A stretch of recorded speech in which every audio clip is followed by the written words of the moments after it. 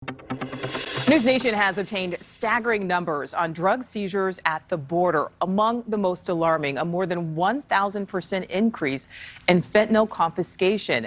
And what happens when the drugs make their way into the U.S. is even more alarming.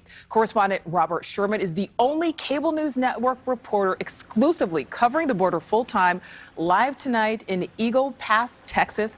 So, Robert, how are these drugs actually making their way into the U.S.?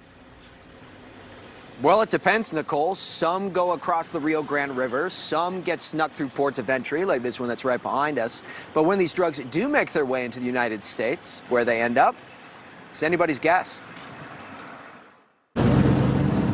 Hundreds of thousands cross through southern border ports of entry between Mexico and the U.S. every day. Along with people comes drugs. In the 8 ports of entry in South Texas, extending from Del Rio to Brownsville, Customs and Border Protection seized $786 million worth of illegal narcotics last fiscal year. Fentanyl alone saw a 1,066% increase. Most of the narcotics wants to go to bigger cities, San Antonio, Dallas, Houston, or up north. Chief Deputy Roberto De Leon with the Maverick County Sheriff's Office, just an hour south of Del Rio, says what comes through the border here can end up anywhere in the states. But it's not just South Texas seeing the surge. This week, Border Patrol in El Paso stopped 21 pounds of fentanyl worth $950,000 at the border. Tucson Border Patrol seized 94 pounds worth of meth last week in a single haul. We arrest somebody with meth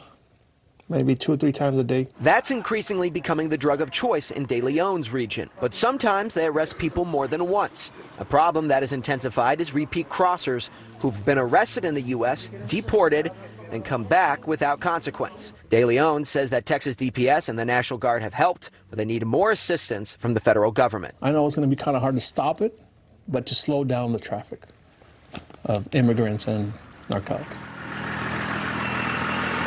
So Texas DPS told us last year they seized over 200 million fatal doses of fentanyl. That's just what made its way through the border, and that's just what they were able to catch. Nicole? Yeah, so scary. Robert, excellent reporting. Thank you for watching. Click the red subscribe button below so you can get more of NewsNation's fact-driven, unbiased coverage.